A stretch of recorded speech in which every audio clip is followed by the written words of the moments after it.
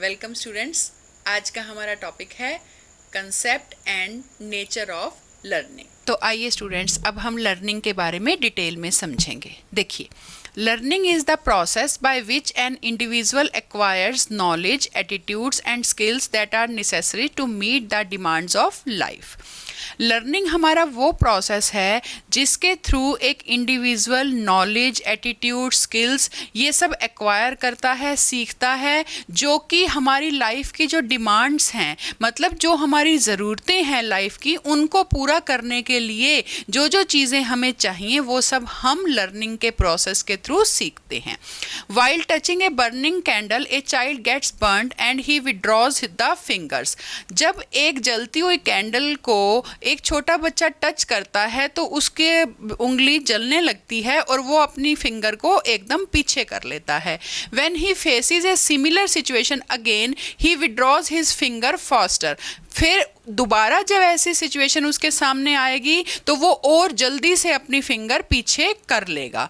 Gradually he learns to avoid not only the burning candle but also the other burning things. तो इससे उस बच्चे ने क्या सीखा कि वो सिर्फ उसने उस बर्निंग कैंडल से ही अपना हाथ पीछे नहीं करा, बल्कि उसने हर जलती हुई चीज़ से अब पता लग गया उसे कि किस तरह से उसने अपने हाथ को बचाना है। तो यही हमारा बिहेवियर लर्न करने की टेक्निक है, लर्निंग है हमारा।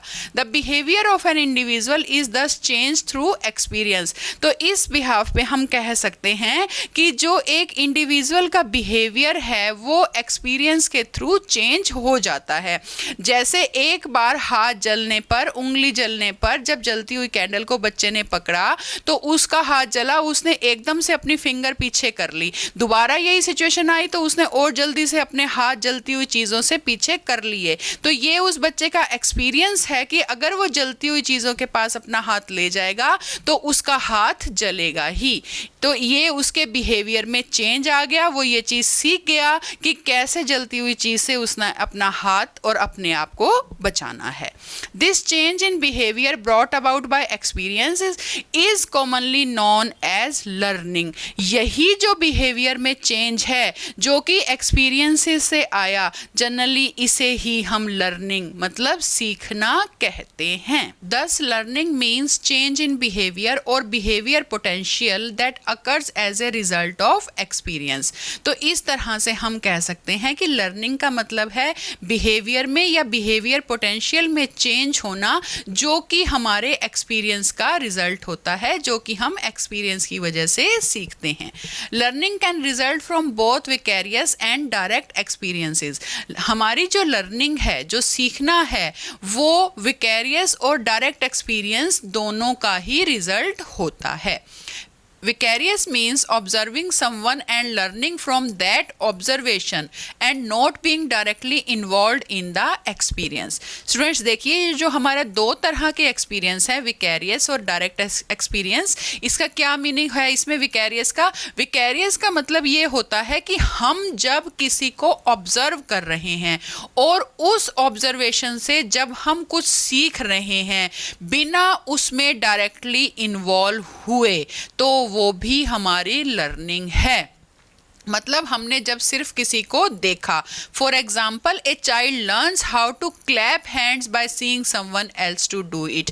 इसका एग्जाम्पल ये है, जैसे बच्चे ने किसी को तालियां बजाते देखा तो वो भी उसको वैसे ही देख के, वैसा करता देख के बच्चा भी सेम वैसी ही एक्टिविटी करने लगता है, मतलब क्लैप करने लगता है। तो ये हमारा जो है विकैरियस लर्निंग होता है, जिसमें हमने खुद नहीं करा, किसी को ऑब्जर्व करा और फिर हम सीख गए। Learning also takes place through direct experience. इसी तरह से ये तो हमारी विकैरियस या इनडायरेक्ट लर्निंग थी, और डायरेक्ट एक्सपीरियंस से भी लर्निंग होती है। For example a child learns to write by practising writing. जैसे बच्चे ने राइटिंग की प्रैक्टिस करनी है, नेचुरली बात है जब वो खुद लिखेगा, प्रैक्टिस करेगा, तभी उसे अच्छे से लिखना आएगा।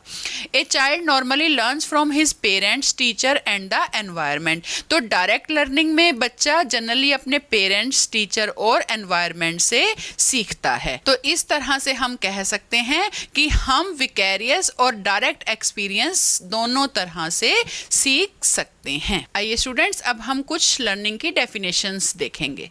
सबसे पहले है गार्डनर मर्फी की डेफिनेशन। इन्होंने किस तरह से डिफाइन किया लर्निंग को? The term learning covers every modification in behaviour to meet environmental requirements. जो लर्निंग है हमारी, उसका मतलब ये है हर तरह की मॉडिफिकेशन हमारे बिहेवियर में जो हमारी एनवायरमेंटल रिक्वायरमेंट्स है, मतलब जिस तरह के हम एनवायरमेंट में रहते हैं वहाँ के उस एनवायरमेंट में एडजस्ट होने के लिए हमें जो कुछ सीखना ज़रूरी है, उस तरह की मॉडिफिकेशन जब हमारे बिहेवियर में हो जाती है तो वो हमारी लर्निंग है। नेक्स्ट, इसी हेनरी पी स्मिथ की डेफिनेशन देखेंगे। Learning is the acquisition of new behaviour और द स्ट्रेंथनिंग और weakening of old behaviour as the result of experience. Learning हमारा क्या है? नए बिहेवियर को सीखना, पिछले का कमज़ोर होते हुए या कम होते हुए, मतलब क्या है? एक्सपीरियंस के बिहाफ पे जब चेंज होता है, मतलब इसका ये है कि जब हमें नए एक्सपीरियंस होते हैं तो हम पिछले वाले को थोड़ा भूलते जाते हैं, उसकी मेमोरी वीक होती जाती है, और जो हम नई चीज़ सीखते जाते हैं वही हमारी लर्निंग है। कि डेली एक्सपीरियंस के बेस पे और भी कई चीज़ों के अकॉर्डिंग जिस तरह से हमारे बिहेवियर में चेंज हो रहा है वो हमारी लर्निंग होती है। नेक्स्ट देखिए, क्रो एंड क्रो की definition. Learning is the acquisition of habits, knowledge and attitudes. Learning जो है हमारी वो हैबिट्स, नॉलेज और एटीट्यूड्स को गेन करना, सीखना है। It involves new ways of doing things and it operates in individuals attempts to overcome obstacle और to adjust to new situations.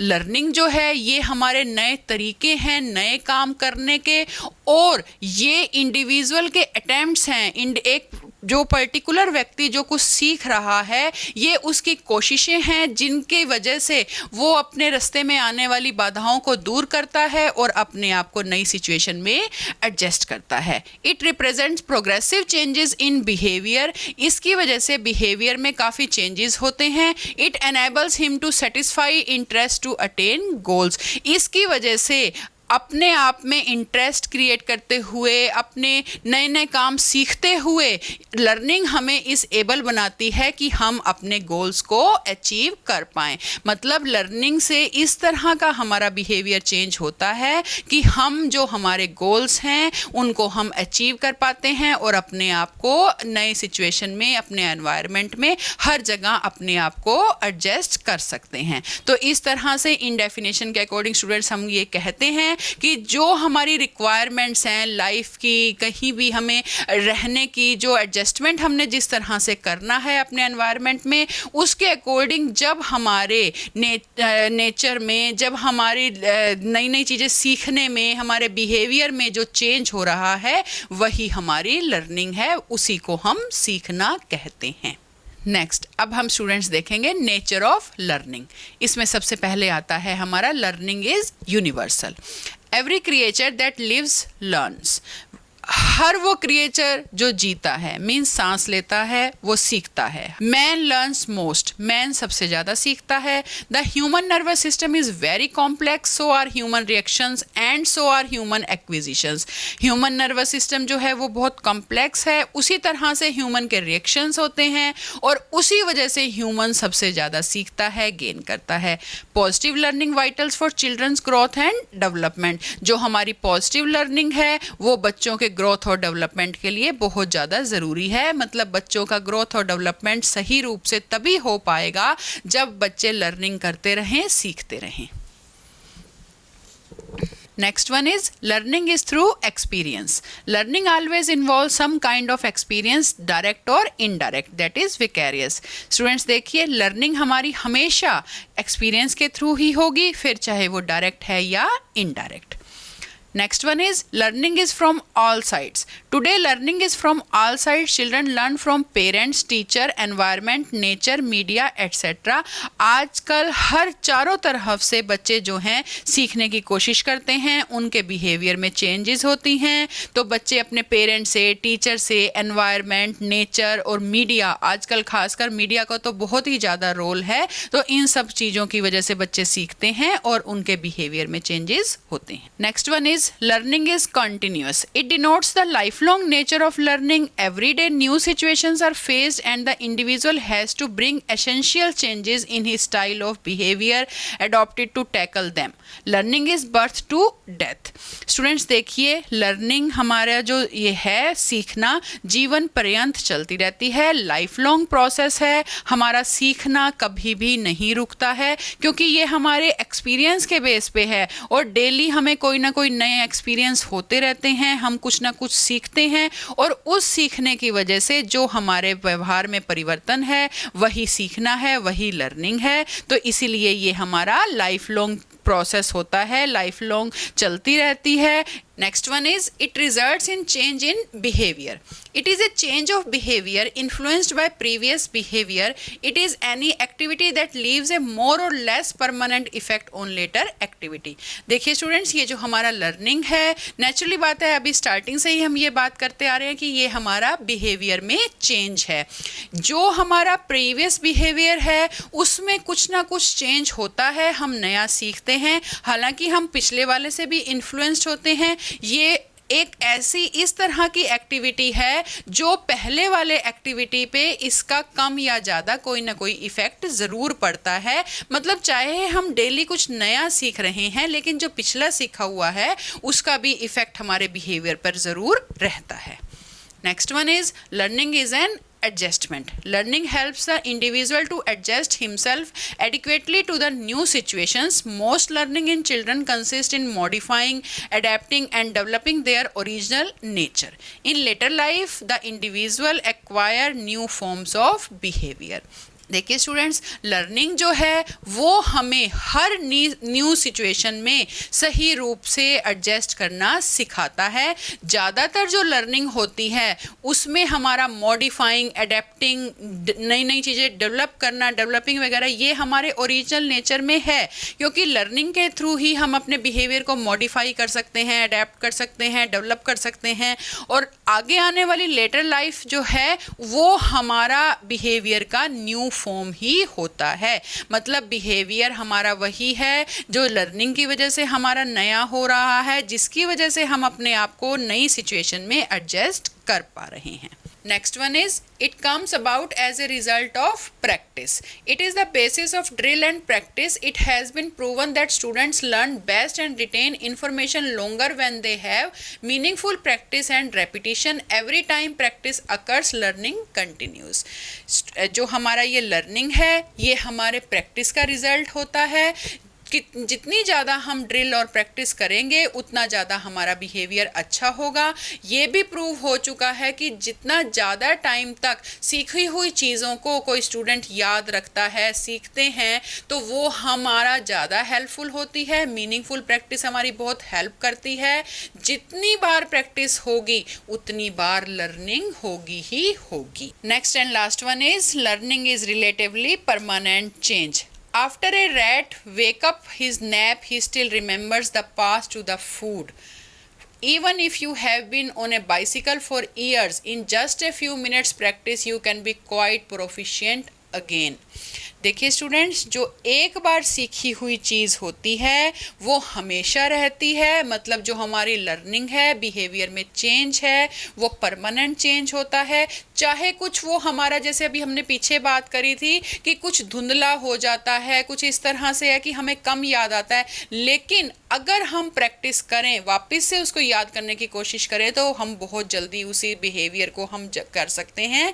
जैसे एग्जाम्पल दे रहे हैं कि एक रैट जब भी उठेगा उसे सीधा हमेशा ये याद रहेगा कि उसका भोजन, उसका फूड कहाँ पे है। इसी तरह से अगर चाहे कई सालों तक हम साइकिल नहीं चलाएं, लेकिन अगर हम कुछ फ्यू मिनट्स की ही प्रैक्टिस करेंगे तो हम वापस वैसे ही प्रोफिशिएंट हो जाएंगे जैसा कि हम कुछ साल पहले थे।